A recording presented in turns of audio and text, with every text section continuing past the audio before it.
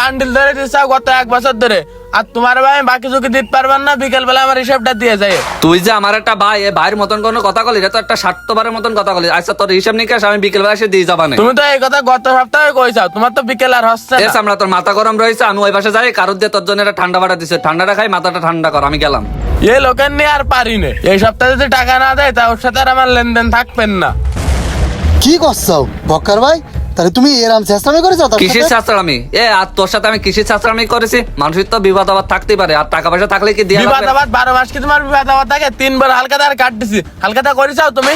কোন চার দোকানদার আলকাতা দে রে, আমার কয়া দেন তুই, আর টাকা পয়সা থাকলে দিয়া এগুলো লাগবে। তো আমি দৌলতি আর গাড়ির তাইনে ঝুলাইছি, টাকা চাইলে তুমি টাকা দিবা না। কথা বলো তুই মেলা করছিস, তোর দোকান বলে উড়াই দেবো একদম। দোকান উড়াবা মানে? আগের বার তো ঠান্ডা পানি মারিছি, এবার গরম পানি মারবো, একবারে ডিসপ্লে চেঞ্জ হয়ে যাবে। দেখি যাও নাইত ভাই, তুমি থাকতে এই দোকানদার কিরম ভাও কথা করছে, এর ব্যবহার একটু ভালো না। এখন দোকানদারের দোষ দিয়ে তো লাভ নাই বক্কার ভাই। তুমি যে লেনদেন করেছো